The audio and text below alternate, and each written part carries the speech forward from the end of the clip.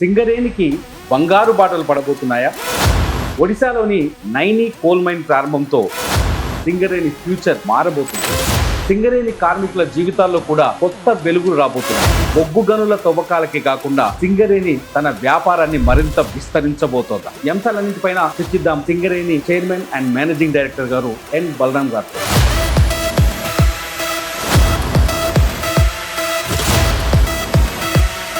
దేశం మొత్తం చర్చిస్తున్న ప్రశ్న, ఒడిశాలో నైనిలో సింగరేణి కోల్ మైన్ ఓపెన్ చేయడంతో సింగరేణి ఆలోచన గాని అడుగులు గాని మారిపోయినట్టుగా కనిపిస్తున్నాయి. మీరు సీఎండీగా బాధ్యత తీసుకున్న తర్వాత నైని కోల్ బ్యాక్ మనకు 2015లో అలాట్ అయింది. సింగరేణి ఆలోచన మారింది, అడుగులు మారుతున్నాయి. వేలం చేస్తున్నప్పుడు ఎందుకు అందులో పార్టిసిపేట్ చేయలేదు, లేకపోతే ఎందుకు దాన్ని లైట్ తీసుకున్నారు? రెండు విధాలు మనకు కోల్ బ్లాక్స్ వచ్చేది. 2015 మనకు కోల్ గేట్ అప్పుడు ఏదో స్కామ్, అంటే కార్మికుల నిర్లక్ష్యం వల్లే సింగరేణి వాళ్ళ ప్రైవేటీకరణ వైపు చూస్తుంది అనుకోవచ్చు. ఇదంతా చూసింది కార్మికులు పని చేయడం కాదు. ఇప్పటికీ సింగరేణిలో కేంద్ర బాట ఉంది, రాష్ట్ర బాట ఉంది. ఇది ఫ్యూచర్లో ఇలాగే కొనసాగుతుందంటారా, లేకపోతే కేంద్రం తీసుకున్న వాటాను రాష్ట్రం పురస్కారానికి తీసుకునే అవకాశం ఉందా ఫ్యూచర్లో? లేదు, మనకి 51% వాటా. నిజంగా కాళేశ్వరం ప్రాజెక్టులో జరిగిన ఇన్సిడెంట్ మీకు తెలుసు. కాళేశ్వరం ప్రాజెక్టులో కుంగిపోయిన విషయం తెలుసు. సింగరేణి బొగ్గు గనుల వల్లనే కాళేశ్వరం ప్రాజెక్టు కుంగిపోయింది అనే మాటలో వాస్తవం ఎంత ఉంది? నిజమేనా ఇది? ఆ ఎఫెక్ట్ ఉంది అక్కడ?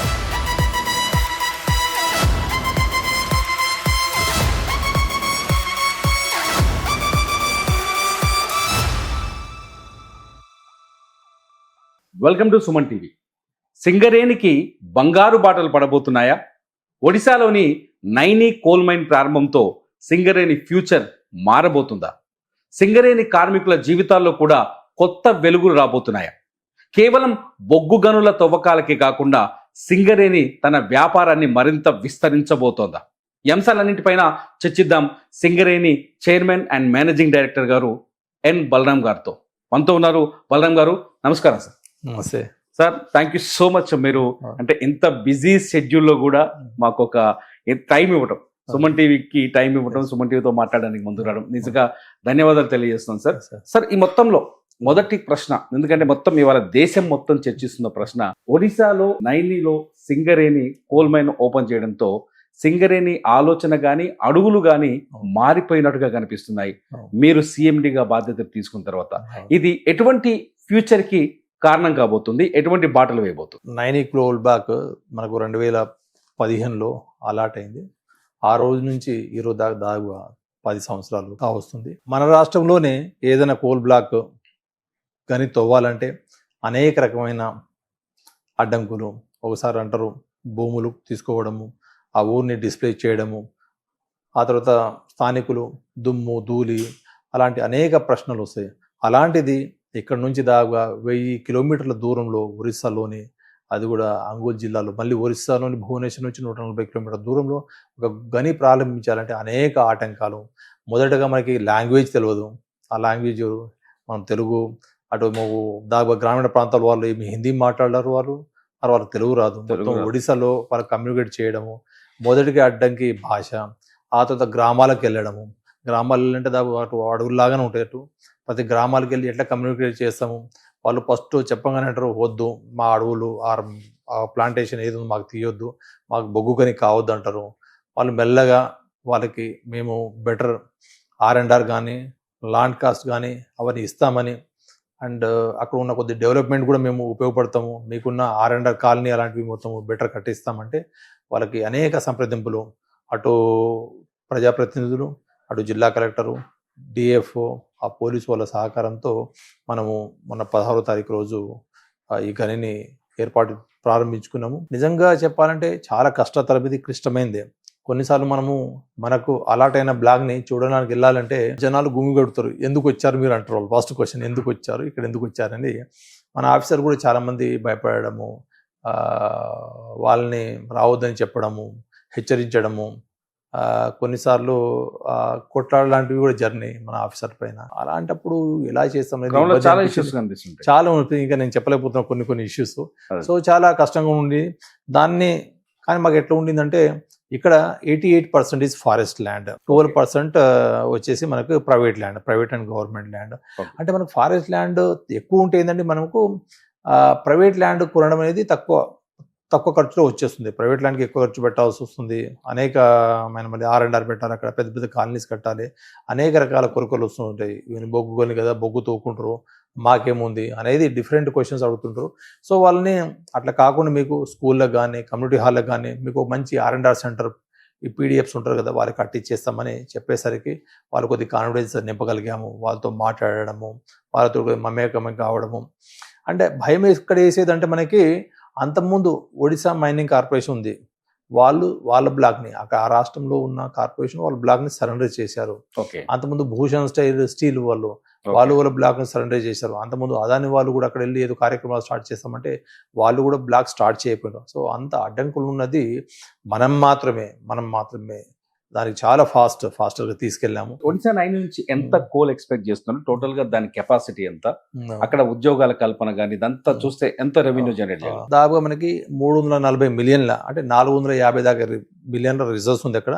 అయితే మనం 100% ఎక్స్ట్రా తీయము, కొంత మిగిలిపోతుందండి, కొన్ని బ్యారియర్స్లో కొన్ని ప్యాచెస్లో మిగిలిపోతుంది. సో 340 మిలియన్ల టన్నుల బొగ్గును అక్కడ నుంచి ఉత్పత్తి చేస్తాము. అదే రిజర్వ్స్ని మనం తీస్తాము, ఎక్స్ట్రాక్టేబుల్ రిజర్వ్స్ అంటాం దాన్ని. సో 340 మిలియన్లు అంటే 34 సంవత్సరాలు వస్తుంది, 10 మిలియన్ చొప్పున.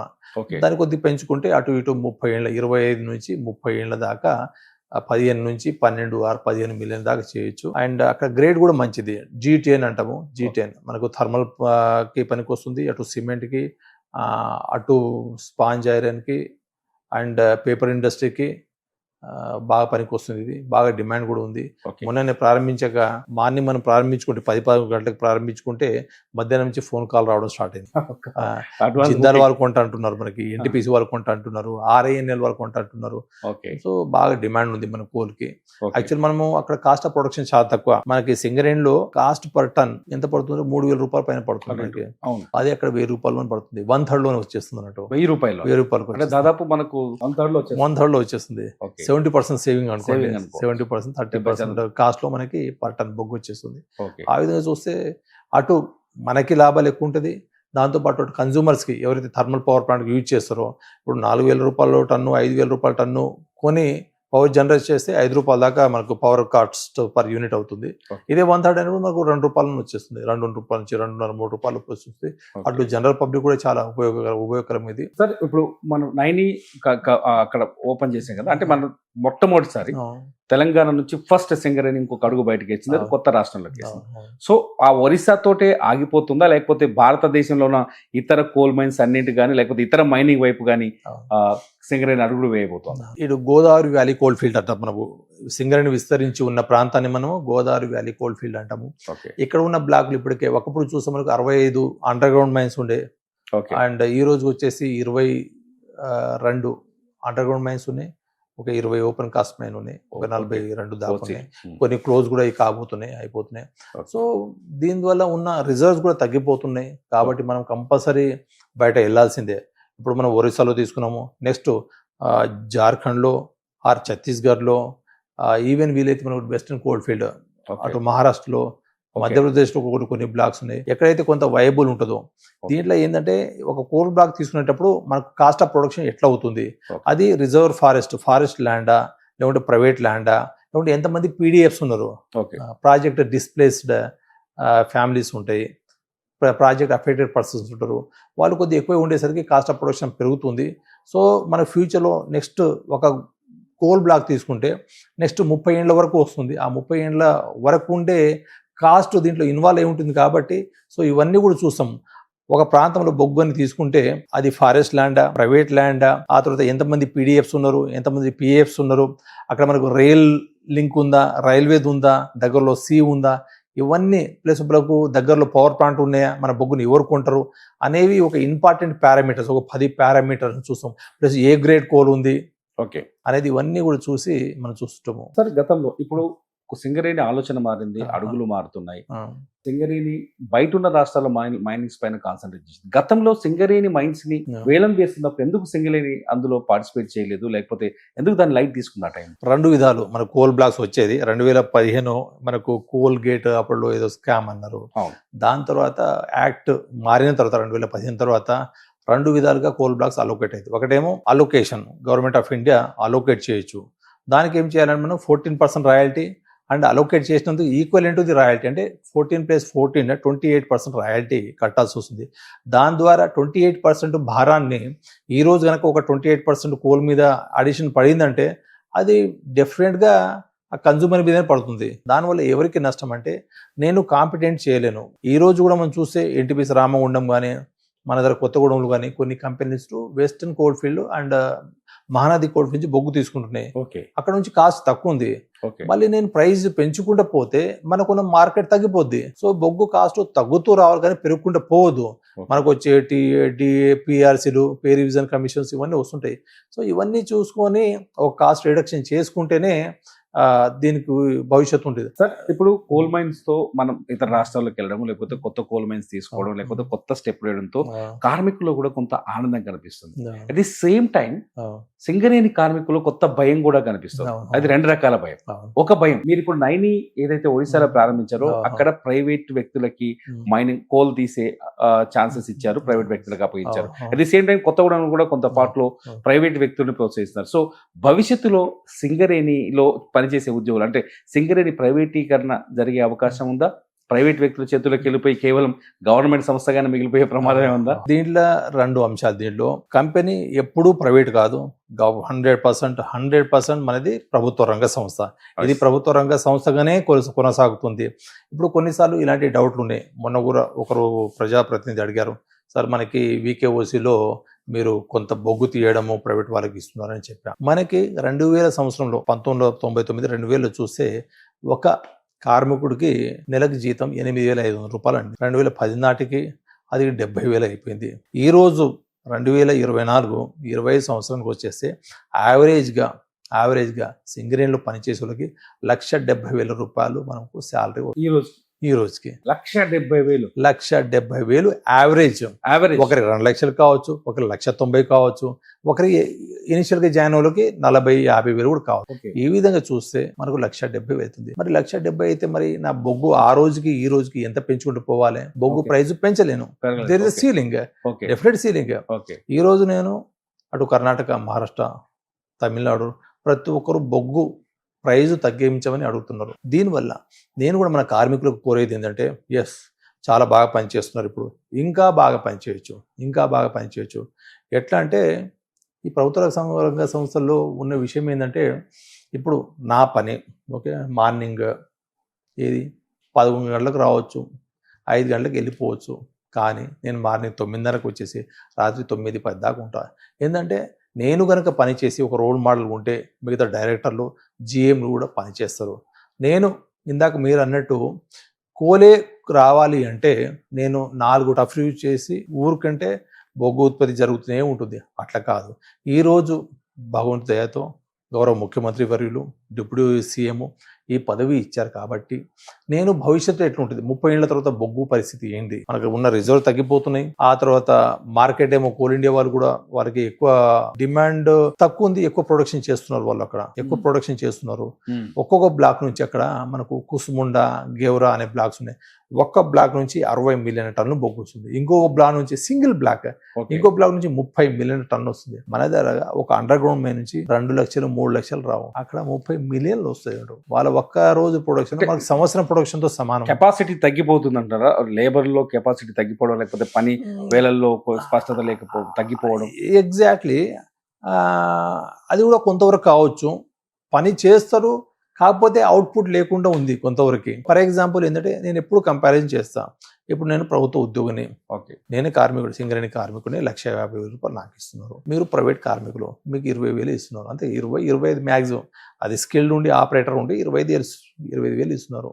ఓకే. నాకేమో 1,50,000 నా కార్మికుడికి. నాకున్న బెనిఫిట్స్ గవర్నమెంట్ కాబట్టి మనకు సంక్షేమం బాగుండాలి, కార్మికుడు సంక్షేమం బాగుంటేనే ఎక్కువ మోటివేటెడ్ పని చేస్తారు అనే ఉద్దేశంతో దాదాపు ప్రతి చోట మనకు క్వార్టర్స్ ఉన్నాయి, వాటర్ ప్రాబ్లం లేకుండా చూస్తున్నాము, ఎలక్ట్రిసిటీ ప్రాబ్లం లేదు, ఒక గ్యాస్ సిలిండర్ ఇస్తున్నాము. వాళ్ళు కనుక ఇల్లు కట్టుకుంటే ఇంట్రెస్ట్ 10 లక్షల దాకా ఇంట్రెస్ట్ ని రియంబర్స్మెంట్ చేస్తున్నాము. ఇప్పుడు మన దీపావళి బోనస్ అది ఒక కోల్ ఇండియా వాళ్ళు ఇస్తారు, ప్రతి ఒక్క కార్మికుడికి 93,000 ప్రతి సంవత్సరం ఇస్తున్నారు. ప్రతి ఏడాది 3-4 పెరుగుతూనే ఉంటుంది, అది ఇస్తున్నాము. దాంతోపాటు ఇండియాలో కదా ప్రపంచంలో ఎక్కడ లేని విధంగా మనం ప్రాఫిట్ షేరింగ్ ఇస్తున్నాం. లాస్ట్ ఇయర్ మనము 800 కోట్ల పైన కట్టాము, 885 crores దాకా కట్టాము. దానివల్ల ఒక యావరేజ్గా ఒక్కో కార్మికుడికి 1,90,000 రూపాయలు వచ్చింది యావరేజ్గా బోనస్. సో ఇవన్నీ కూడా అట్లాగే ఉండాలి, ఇంకా లాభాలు ఎక్కువ ఆర్జించాలంటే ప్రతి ఒక్క కార్మికుడు 8 గంటలు పని చేయాలని కోరుకున్నా. అదే అంటే నేను 8 గంటల కంటే మీరు 1 నిమిషము 5 నిమిషాలు 10 నిమిషాలు లేకుంటే గంట పని చేస్తే డెఫినెట్గా మీకు కావాల్సిన ఓవర్ టైం అనేది కంపల్సరీ ఇస్తారు. అంటే కార్మికుల పని గంట నిర్లక్ష్యం వల్లే సింగరేణి ఇవాళ ప్రైవేటీకరణ వైపు చూసే అవకాశం చూస్తుంది అనుకోవచ్చు. ఇప్పుడు ఇదంతా చూస్తుంటే అట్లని కాదు, కార్మికులు పని చేయడం కాదు, చేస్తారు, కాకపోతే వేజ్ కాస్ట్ అనేది కార్మికులు కూడా బాగా పనిచేస్తారు, కంపెనీ గురించి ఆలోచించే వాళ్ళు ఉన్నారు, కంపెనీ ఉండాలని. ఒకప్పుడు అయితే తట్ట మోసిన ఉన్నారు ఆ జనరేషన్స్. ఇక్కడ నిజంగా అమెరికాలో జాబ్ వచ్చినా, టీసీఎస్లో జాబ్ వచ్చినా, ఇది టాటా కన్సల్టెన్సీ సర్వీస్ కానీ విప్రోలో వచ్చినా అక్కడ జాబ్ వదిలిపెట్టి ఇక్కడ వస్తున్నారు. అంటే వాళ్ళకు మమకారం, మా ప్రాంతంలో ఉండాలి, మా ఫాదర్ పనిచేశారు, మా తాతలు పనిచేశారు, మా ముత్తాతలు పనిచేశారు, 3-4 జనరేషన్ పనిచేసిన వాళ్ళు ఉన్నారు.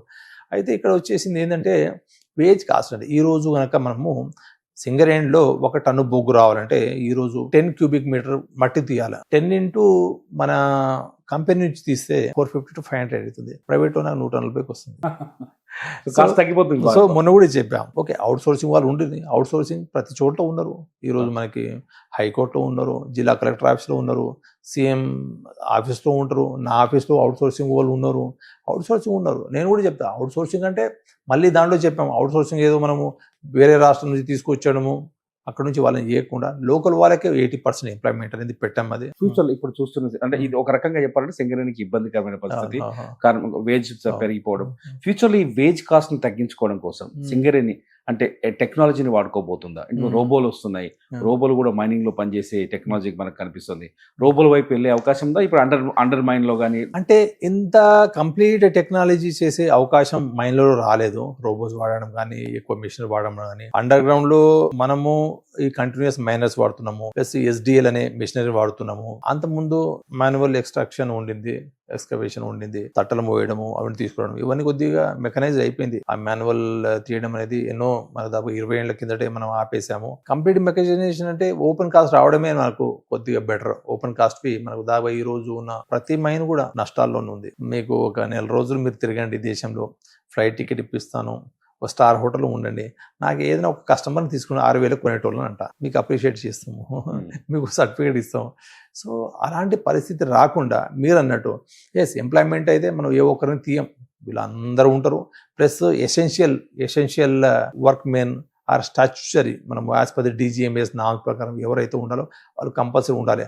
ఆ ఉద్దేశంతో ఈ 16 నెలల్లో దాదాపుగా 3,000 మంది, 2,500 మందిని మనం అపాయింట్మెంట్ తీసుకున్నాం. కొత్త వాళ్ళని తీసుకున్నాం. మనం ప్రభుత్వ ఉద్దేశం ఏంటంటే ఎంప్లాయ్మెంట్ కల్పించాలి చాలా మందికి, ఆ ఉద్దేశం చేస్తున్నాము. సో రోబోటిక్ వైపు వెళ్ళే ఛాన్సెస్ చాలా తక్కువ. లేదు, అటు వెళ్ళే. ఇక్కడ ఒక క్వశ్చన్ సార్, అంటే మీరు యూజీలో ఎక్కువ కాస్ట్ అవుతుందా బొగ్గుని వెలికి తీయడానికి, లేకపోతే ఓసీలో ఎక్కువ కాస్ట్ అవుతుంది? యూజువల్లోనే మనకి, యూజువల్లో అయితే మనం దాదాపు ఇందాక 9,000 నుంచి 10,000 రూపాయలు పర్ టన్ అవుతుంది యూజీలో. ఓకే. అండ్ మనకి ఓపెన్ కాస్ట్ లో దాదాపు 2,500 రూపాయలు పర్ కాస్ట్ అవుతుంది. సో కొంత బెటర్, చాలా బెటర్. ఇది క్రాస్ సబ్సిడైజేషన్ లాగా అవుతుంది మనకి.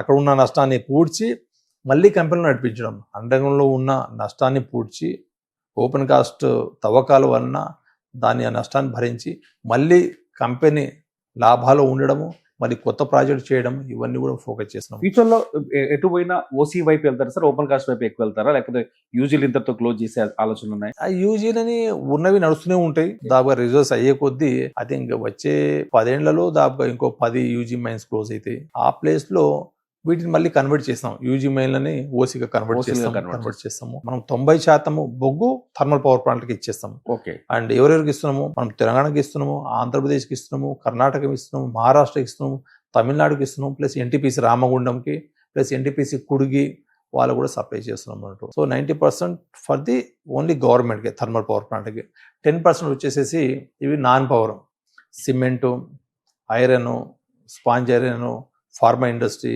పేపర్ ఇండస్ట్రీ, ఇంకో సన్డ్రీ వెంటర్స్ ఇవన్నీ ఉంటారు వాళ్ళకందరికి ఇస్తున్నాము. సో అంతకుముందు దాకా 10-12 మిలియన్ దాకా వాళ్ళు తీసుకునేటోళ్ళు.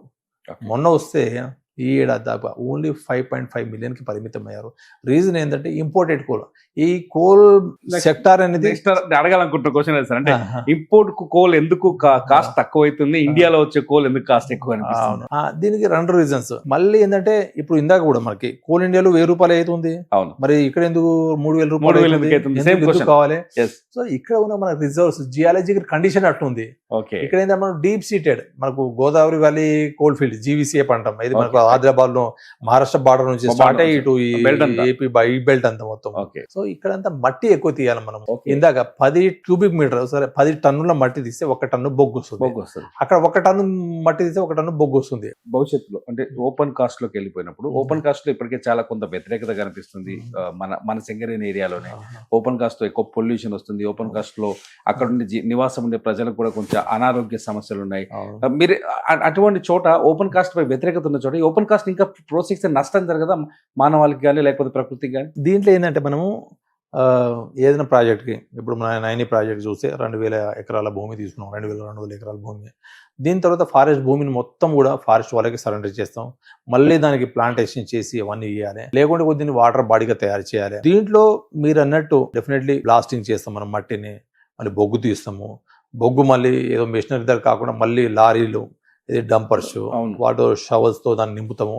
మట్టి డెఫినెట్లీ దానికైతే డస్ట్ ఉంటుంది.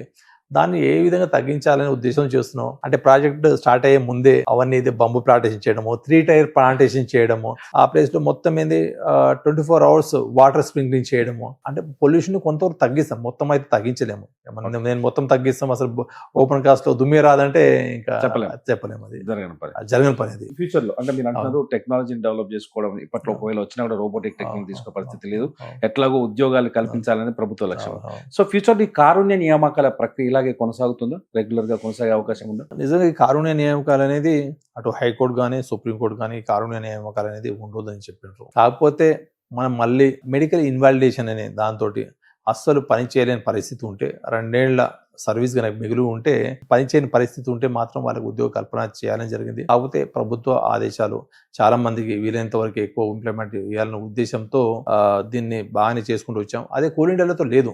అంటే మన వాళ్ళు ఏంటంటే మనం ఇక్కడే చూస్తున్నాం, కాకపోతే ఈ కోల్ మార్కెట్, కోల్ సెక్టార్ ఎట్లా మూవ్ అవుతుంది అనేది కొన్నిసార్లు మనం చూడలేకపోతాం. ఈ రోజు మనము 22,000 మందికి పైగా అండర్ గ్రౌండ్ లో పనిచేస్తున్నారు.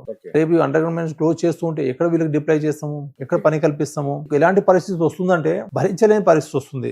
సింగరేణి కార్మికులు గానీ, సింగరేణి పిల్లలు గానీ, సింగరేణిలో ఇప్పుడు వచ్చేసరికి మీకు భారం అంటున్నారు, లేకపోతే కంపెనీకి పెరుగుతుంది, భవిష్యత్తులో కాస్ట్ తగ్గించుకునే ప్రయత్నం చేస్తున్నారు సార్. ఇప్పటికీ సింగరేణిలో కేంద్రం వాటా ఉంది, రాష్ట్రం వాటా ఉంది. ఇది ఫ్యూచర్ లో ఇలాగే కొనసాగుతుంది అంటారా, లేకపోతే కేంద్రం తీసుకున్న వాటాని రాష్ట్రం పుడుస్తానికి తీసుకునే అవకాశం ఉందా ఫ్యూచర్ లో? లేదు, మనకి 51% వాటా మనకు రాష్ట్ర ప్రభుత్వానికి ఉంది. తెలంగాణ ప్రభుత్వానికి 49% అనేది కేంద్ర ప్రభుత్వానికి ఉంది. మన వాటా అలాగే కొనసాగుతుంది, కేంద్ర ప్రభుత్వం వాటా అలాగే కొనసాగుతుంది. ఏమైనా కేంద్ర ప్రభుత్వం కనుక డిస్ఇన్వెస్ట్మెంట్ అలాంటివి వాళ్ళ వాటాను కనుక ఇచ్చేయాలనుకుంటే ప్రభుత్వం తీసుకోవచ్చు. అంటే మనం వాటాను పెంచుకుంటాం కానీ మనం ఎప్పుడు తగ్గాం. మనం 51% ఉండడం వల్లనే ఇది రాష్ట్ర ప్రభుత్వ సంస్థ కొనసాగుతుంది. సో మన వాటాన్ని ఎప్పుడు ప్రభుత్వం కోల్పోదు. నిజంగా కాళేశ్వరం ప్రాజెక్ట్ లో జరిగిన ఇన్సిడెంట్ మీకు తెలుసు, కాళేశ్వరం ప్రాజెక్ట్ లో కుంగిపోయిన విషయం తెలుసు. సింగరేణి బొగ్గు గనుల వల్లనే కాళేశ్వరం ప్రాజెక్టు కుంగిపోయింది అనే మాటలో వాస్తవం ఎంత ఉందో, నిజమేనా? ఇది ఆ ఎఫెక్ట్ ఉందా అక్కడ? నేను ఎప్పుడు వినలేదు ఇది. కాకపోవచ్చు అంటే ఎఫెక్ట్ ఉందా? మైనింగ్ తో భూమి లూజ్ అయిపోవడమో, లేకపోతే బొగ్గు గనుల పైన సింగరేణి ఈ ప్రాజెక్ట్ రావడం వల్ల ప్రమాదం జరిగింది అనేది కాకపోవచ్చు. ఎందుకంటే బొగ్గు కూడా చాలా సాలిడ్గా ఉంటుంది. మామూలుగా మనకు మట్టి ఎట్లుంటుందో మట్టి కంటే ఇంకా బొగ్గు గట్టిగా ఉంటుంది కాబట్టి అలాంటి ప్రభావం కాకపోవచ్చు. తెలంగాణలో చాలా చోట్ల ఖనిజ సంపద ఉన్నాయి, అనేక ఖనిజ సంపద ఉన్నాయి. తెలంగాణలో డైమండ్స్ ఉన్నాయని చర్చకూడదు. నల్గొండ ప్రాంతాల్లో డైమండ్స్ ఉన్నాయండి, గోల్కొండ ప్రాంతంలో డైమండ్స్ గోల్కొండ మైన్స్ లో కూడా డైమండ్స్ అండ్ గోల్డ్ ఉందని ఒక కొంత జరుగుతుంది, రీసెర్చ్ జరుగుతుంది. ఇలాంటి రీసెర్చ్ లో సింగరేణి పాల్గొంటుందా? ఈ రీసెర్చ్ ఈ మైన్స్ ను కూడా వెలికి తీసే అవకాశం కనిపిస్తుంది. గతంలో ప్రభుత్వము మనం కనుక స్టీల్ ప్లాంట్ కనుక బయ్యారం స్టీల్ ఉంది, బయ్యారం స్టీల్ వస్తే గనక మనం సింగరేణి భాగస్వామ్యం ఉంటుందని చెప్పిండ్రు. కాకపోతే ఇప్పుడు రిజర్వ్స్ దాదాపు 200 మిలియన్ దాకా అక్కడ ఉండాలి, కానీ ఇప్పుడు చూస్తే దాదాపు 20-30 మిలియన్ దాకా ఉన్నట్టుంది. అది ఇంకా కంప్లీట్ గా ఎన్జిఆర్ వాళ్ళు పరిశోధన చేస్తున్నారు. దాంతో పాటు మన దగ్గర కాల్సిఫెరస్, క్వార్ట్జ్, లైమ్ స్టోన్ ఇవన్నీ కూడా ఉన్నాయి. దాంతో పాటు రేర్ అర్త్ ఎలిమెంట్స్ ఈ నాగార్జున సాగర్, నల్గొండ ఆ ప్రాంతాల్లో ఉన్నాయి. యూరేనియం అయితే మనకు తెలంగాణ రాష్ట్రంలో ప్యూరెస్ట్ చాలా క్వాలిటీ ఉన్నాయి యూరేనియం ఉన్నాయి. అంటే యూరేనియం అంటే మళ్ళీ ప్రభుత్వము ఆందోళన ఉంటుంది, పబ్లిక్ లో ఉంటుంది కాబట్టి దాన్ని జరిగిపోవచ్చు. మిగతా మినరల్స్ ఏదైనా కూడా మనం పార్టిసిపేట్ చేద్దాం అనుకున్నప్పుడు కోల్ నుంచి డెఫినెట్ గా డైవర్సిఫై అవుతాం. డైవర్సిఫై కాందే చాలా కంపెనీలు ప్రపంచంలో మీరు చూస్తూనే ఉంటారు, అనేక పెద్ద పెద్ద కంపెనీలు, నోకియా లాంటివి కూడా వచ్చినాయి. మనం కనుక దీంట్లో ఒక డైవర్సిఫై కాకపోతే కంపెనీ మనం కూడా ఉండదు. అందుకోసం ఈరోజు మీరు చూస్తే సింగరేణి బొగ్గు ఉత్పత్తి నుంచి థర్మల్ పవర్ జనరేషన్ వచ్చాము. థర్మల్ పవర్ జనరేషన్ ఇప్పుడు కూడా 1200 మెగావాట్లు చేసాం. ఇంకో 800 మెగావాట్లు మొన్ననే మనం అవార్డు చేసాం, 2000 మెగావాట్లు. ఇంకో 2400 మెగావాట్లు మనం ఒరిస్సాలో పెట్టబోతున్నాం. 4400 మెగావాట్ల థర్మల్ పవర్ అవుతుంది. దీనివల్ల అంటే చాలా రాష్ట్రాల్లో జెన్కోలకి లేని సామర్థ్యము సింగరేణికి ఉంది. దాంతో పాటు మనం పంప్డ్ స్టోరేజ్ కూడా వెళ్తున్నాము. మనకు మేడిపల్లిలో లోవర్ బాడీ దాన్ని పైన ఒక రిజర్వాయర్ కట్టేసేసి అక్కడ ఒక పంప్ స్టోరేజ్ పెట్టడము, ఇప్పుడు మిథనాల్లోకి వెళ్ళడము. మిథనాల్ ఇందాక మనకు ఓపెన్ కాస్ట్ మైన్ లో వచ్చే దుమ్ము దాన్ని క్యాప్చర్ చేసే టెక్నాలజీ వచ్చింది ఇప్పుడు మనకి. ప్లస్ ఇప్పుడు మనకి 2 పవర్ ప్లాంట్ ఉన్నాయి, ఏది కార్బన్ డైఆక్సైడ్, సల్ఫర్ ఇవన్నీ రిలీజ్ అవుతుంది. సో ఆ రిలీజ్ ని ఆపి దాన్ని క్యాప్చర్ చేసేసి దాంట్లో మిథనాల్ తయారు చేస్తారు, గ్రీన్ హైడ్రోజన్ తయారు చేస్తారు. దాంట్లో కూడా అడుగు పెట్టాలనుకుంటున్నాము. అలాగే సోలార్ మనకు 300 మెగావాట్ ఇప్పుడు చేసి అడుగుతాం అనుకున్న నెక్స్ట్ క్వశ్చన్, పవర్ లో కూడా మారే అవకాశం ఉందా? చాలా ఉంది పవర్ లో అయితే. మొన్న ఒక రివ్యూ మీటింగ్ లో చెప్పాం, ప్రభుత్వానికి చెప్పాం, ఏది సోలార్ మేము ఒక 5000 మెగావాట్ల వరకు దాకా చేస్తామని చెప్పాము. అంత సామర్థ్యం ఉంది. సింగరేణి మొత్తంగా కొత్తగా ఆలోచిస్తుంది. ఇంత పెద్ద కంపెనీని హోల్డ్ చేస్తున్న మీరు ఎక్కడైనా ఓపెన్ కాస్ట్ అవ్వాలి అంటే ఖచ్చితంగా అక్కడ చెట్లను నరికేయాలి, ఆ ప్రాంతాన్ని ఖాళీ చేయాలి, అక్కడ ప్రజలకి ఏర్పాట్లు చేయాలి. మీకు అక్కడనేమో వృత్తిపరంగా మీరు తప్పకుండా అక్కడ చెట్లను నరకాలి. మీరేమో చూస్తే మంచి ప్రకృతి ప్రేమికులు, చెట్లు అంటే చాలా ఇష్టం, గ్రీనరీని ప్రేమిస్తారు. మీ పర్సనల్ లైఫ్ లో ఈ గ్రీనరీకి అంత కనెక్టివిటీ రావడం కారణం అంటే చిన్నప్పుడు 90s లో కొంత మనకు ఉన్న అవగాహన వచ్చినప్పటి నుంచి ఎంత పచ్చదనం ఉంటుండే ఊర్లో, ఆ పక్షులు అన్నీ ఉంటుండే. మనం ఆ పొలాల్లో ఆవు ఊర్ల నుంచి వచ్చాం మనం, మేకలు ఆవులు మేపడానికి పోతుంటే ఆ పొలాల్లో మనకు గుడ్లు కనిపించేవి, పక్షుల గుడ్లు కనిపించేవి. పర్సనల్ గా చూస్తే దేశంలో కొన్ని ప్రాంతాలు నో హ్యాబిటేషన్ జోన్ గా పెట్టేయాలి, ఎవరు పోదు, కంపల్సరీ పెట్టాలి. ఫ్యూచర్ అయితే అది వస్తుంది, రావాల్సింది అన్నట్టు. ఫ్యూచర్ లో ఈ ప్రకృతిని పైన లేకపోతే దీనిపైన అవగాహన పెంచే కార్యక్రమం, ఇంత పెద్ద ఆర్గనైజేషన్ మీ చేతుల్లో ఉంది కదా, ఇంకా వాళ్ళకి ఏమైనా ఎడ్యుకేట్ చేసే ఆలోచనలు ఉన్నాయి? నీటి బిందువు జలసింధు, జలరక్షణ జనరక్షణ అనే దాంతో ముందుకు వెళ్తున్నాము. నీటి బిందువు జలసింధు అంటే ప్రతి బొట్టు ఒడిసిపట్టి ఒక జలాశయాన్ని తయారు చేయడానికి ఉద్దేశంతో ఇప్పుడు 50 జలాశయాలు మనం నిర్మిస్తున్నాము. పని స్టార్ట్ అయిపోయింది. దాన్ని దాన్ని పెట్టాం. ఏం పేరు పెట్టామంటే నీటి బిందువు జలసింధు. సో 50 కొత్త వాటర్ బాడీస్ తయారు చేస్తున్నాము. దాంతోపాటు పాత ఉన్న ఊర్లలో చెరువులని, ఈ చెరువుల పూడిక తీత కూడా మనము చేస్తున్నాము. సార్ మీ లైఫ్ లో ఒక ఇన్స్పిరేషనల్ థింగ్ ఉంది. మీ లైఫ్ లో హైదరాబాద్ లో ఒక దశలో మీరు ఆటో కూడా నడిపారు, ఫ్యామిలీ నడిపించడం కోసం అని. ఆ జ్ఞాపకం ఎప్పుడైనా గుర్తుకొస్తుందా సార్? చాలా సార్లు వస్తుంది, మర్చిపోదు కదా మనం ఎక్కడి నుంచి వచ్చాం అనేది. మ్యారేజ్ కాగానే ఆ కష్టాన్ని గురించి మన కళ్ళు వస్తాయి, అలాంటి కష్టం నుంచి వచ్చాం. మ్యారేజ్ అయింది, ఫాదర్ ఉన్నారు, వాళ్ళతోటి మళ్ళీ ఇంకా డిపెండ్ కాలేము. అందుకోసమని హైదరాబాద్తో అనుబంధం నేను 6వ తరగతి నుంచి 6th క్లాస్ నుంచి 1992 నుంచి ఉందన్నారు. 1992 నుంచి 98 వరకు, సెకండ్ ఇయర్ వరకు ప్రతి ఎండాకాలం ఆ 40 రోజుల సెలవుల్లో దాదాపు 30 రోజులు 30-35 రోజులు కూలి పని చేస్తున్నా. దాదాపు 100 ఇండ్లు రూపాయల కూలి, 30 రూపాయల కూలికి చేసేవాళ్ళం. కొన్నిసార్లు మిషన్ మోల్డింగ్ చేసేటోన్ని, కొన్నిసార్లు చిన్న కాలువలు ఇవన్నీ ఉంటాయి కదా, అవి పునాదులు తోవడం, అన్ని చేసాం. ఎప్పుడైనా ఆ రూట్ లో వెళ్ళినప్పుడు అవన్నీ అలా తిరుగుతాయి సార్ brain లో? Yes, అన్ని గుర్తుంటాయి. సార్ ఇప్పుడు యూత్ చాలా ఈజీగా పెరుగుతుంది, పేరెంట్స్ చాలా కష్టపడి సంపాదించారు, మీ జనరేషన్ లో వచ్చిన వాళ్ళు పిల్లల్ని చాలా సేఫ్ గా చదివిస్తున్నారు, కష్టపడి చదివిస్తున్నారు, ఎక్కువ ఖర్చు పెట్టి చదివిస్తున్నారు. వాళ్ళకి మీరిచ్చే సందేశం సార్, ఇలాంటి పొజిషన్ నుంచి వచ్చిన మీరు సందేశం ఏంటి? నిజంగా మనము పిల్లల కోసము ఆ చదువు విషయంలో చాలా ఎక్కువ ఆలోచిస్తున్నాం అనిపిస్తుంది. దాదాపు పిల్లలకి ఎప్పుడంటే 8th 9th తర్వాతనే చాలా ఇంపార్టెంట్. అదర్వైజ్ ఓకే, ఆ మెరిట్ స్టూడెంట్ ఉంటే, యాక్టివ్గా ఉంటే డే 1 నుంచి ఉంటాడు, దాంట్లో ఏమాత్రం సందేహం లేదు. దాంట్లో ఒక కొన్ని విద్యా సంస్థలు మా వాళ్ళనే కావచ్చు అనేది అంతవరకు కావచ్చు. ఈరోజు నేను చూశాను, ఈవెన్ ఇప్పుడు కూడా చూస్తున్నాం కదా, మనకు పెద్ద స్కూల్ ఏదైనా డిపిఎస్ కానీ, భవన్స్ కానివ్వండి, హెచ్పిఎస్ కానివ్వండి, అనేకమైన స్కూల్ ఠీకే. కొంతవరకు ఏంటంటే పేరెంట్స్ ఆ స్కూల్లో పంపిస్తే నా పిల్లలకి ఆ ధనవంతుల దాంట్లో ఏమంటే స్టార్స్ వాళ్ళ పిల్లలు కూడా చదువుతున్నారు, సో వీళ్ళకి ఒక మంచి ఆ బాండింగ్ పిల్లలు అట్లా అవుతారని చాలా మందికి ఉంటుంది, ఒక ఆలోచన, ఆ ఆలోచన ఉంటుంది.